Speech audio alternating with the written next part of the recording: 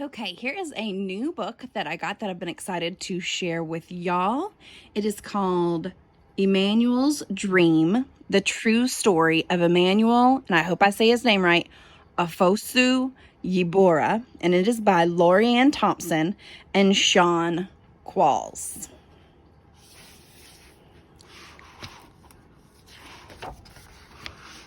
Emmanuel's Dream. And it's a story out of the country of Ghana.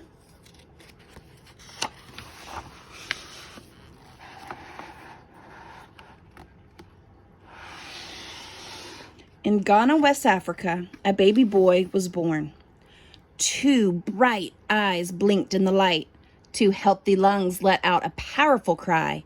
2 tiny fists opened and closed, but only 1 strong leg kicked.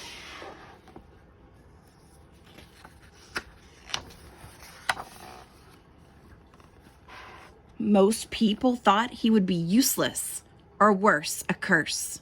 His father left never to return, but his mother had faith. Her name was Comfort, and she named her first child Emmanuel, meaning God is with us.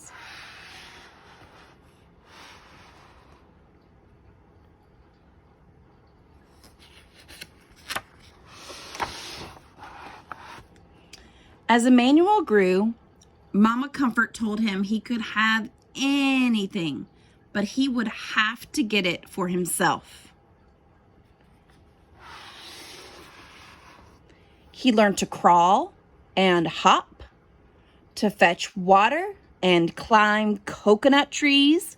He even shined shoes to earn money.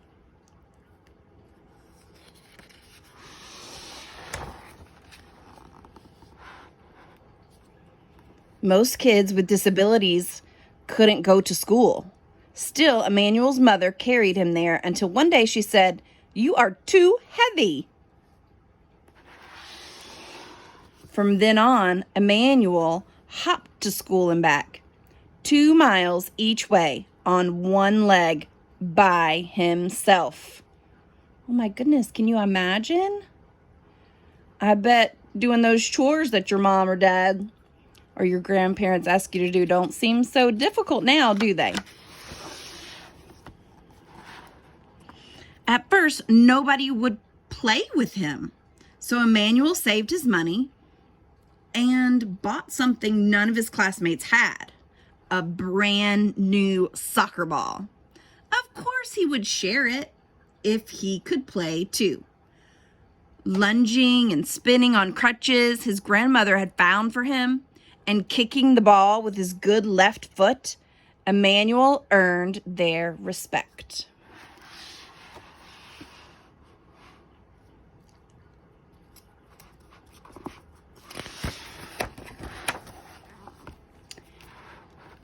His new friends sometimes used their lunch money to rent bikes. Would Emmanuel be able to join them? His friend Godwin pushed him fast so he could balance. Over and over again, Emmanuel fell hard, but finally, he rode.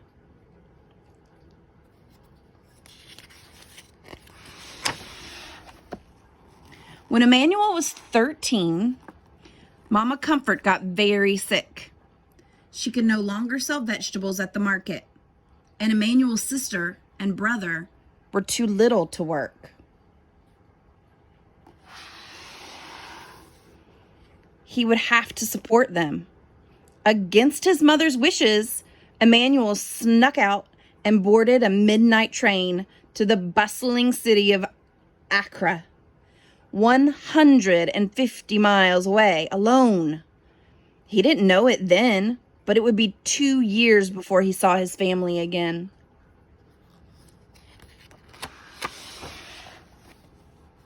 Emmanuel arrived full of hope. There were so many people, but no one would hire him. Shopkeepers and restaurant owners told him to go out and beg like other disabled people did. Emmanuel refused. Finally, a food stand owner offered him a job and a place to live.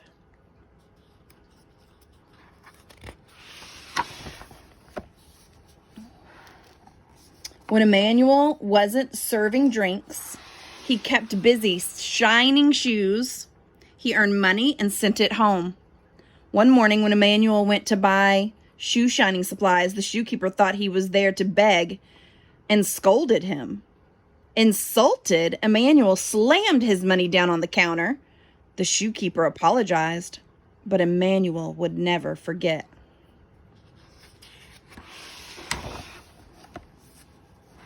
When Mama Comfort grew sicker, Emmanuel went home to be with her. From her bed on Christmas Eve, she told her son, "Be respectful, take care of your family, don't ever beg, and don't give up." By the next morning, Emmanuel's beloved mother was dead. He was heartbroken, but he knew her last words had been a gift. He would honor them by showing everyone that being disabled does not mean being unable. It was a big dream, but Emmanuel had a plan.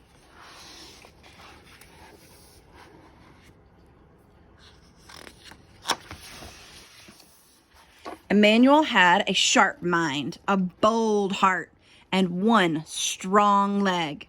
All he needed was a bike. At first, no one would help. They thought his plan to bicycle around Ghana was impossible. Then Emmanuel wrote to the Challenged Athletes Foundation, all the way in San Diego, California. They sent him a bike, plus a helmet, shorts, socks, and gloves.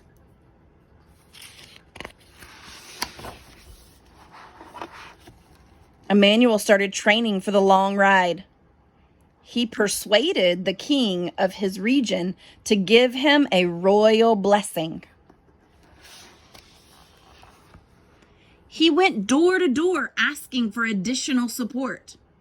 Finally, he hired a taxi to follow him with drinking water, a camera, and his best friends. Then Emmanuel tied his right leg to the bike's frame, jammed his left foot into a flip-flop attached to the pedal, and rode.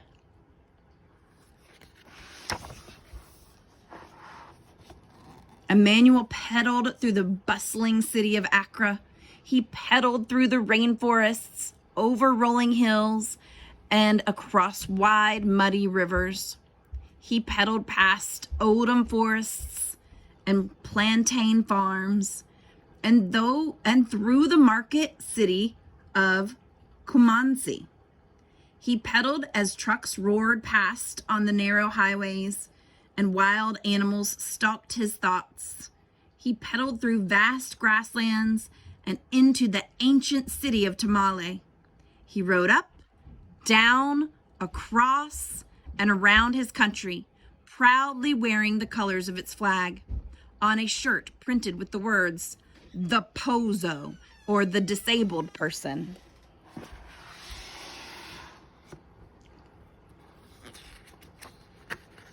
There he is right there.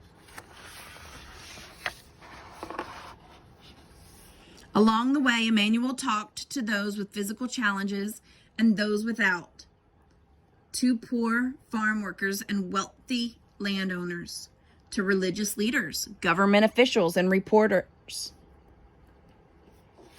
He wanted everyone to see him and his disability. He wanted everyone to hear him and his message.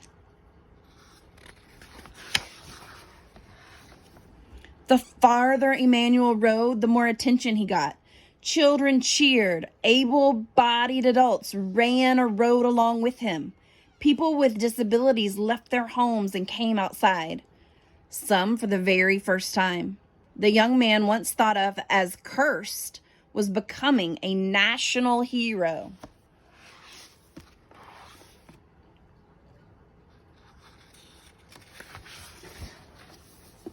He completed his astounding journey, pedaling south to the sea and back up to Accra, nearly 400 miles in just 10 days. But Emmanuel's success goes even further than that. He proved that one leg is enough to do great things, and one person is enough to change the world. In this world, we are not perfect. We can only do our best. That is a quote from Emmanuel Afosu Yibora. The author's note states that Emmanuel still isn't giving up. Since completing his first long-distance bike ride across Ghana in 2001, at the age of 24, he has completed in major athletic events, won international awards for Nike and ESPN, and carried the Olympic torch to Cairo, Egypt in 2004. He starred in a documentary about his life called Emmanuel's Gift, and he appeared on the Oprah Winfrey Show. In 2006, thanks in large part to Emmanuel's bike ride and his continued political activism, the Ghanaian Parliament passed the Persons with Disability Act, which states that people with physical disabilities are entitled to all of the same rights as the rest of the country's citizens. I am very happy for my disabled brothers and sisters in Ghana, said Emmanuel.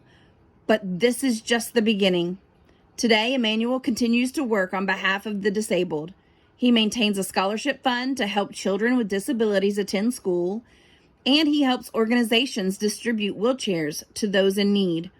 In addition, he works closely with Ghana's government to pass laws protecting the rights of disabled citizens. And he speaks to political leaders, independent organizations, and school children around the world to deliver the message that disability does not mean inability. To find out more about Emmanuel and his activities, including the progress of the school he is building for children with and without disabilities, please visit the Emmanuel Education Foundation and Sports Academy website at emmanuelsdream.org. And I noticed that this book is an award winner, Schneider Family Book Award, which I had never heard of before. So what a great story from a one person who changed the life of many. I hope you enjoyed it. Miss you guys.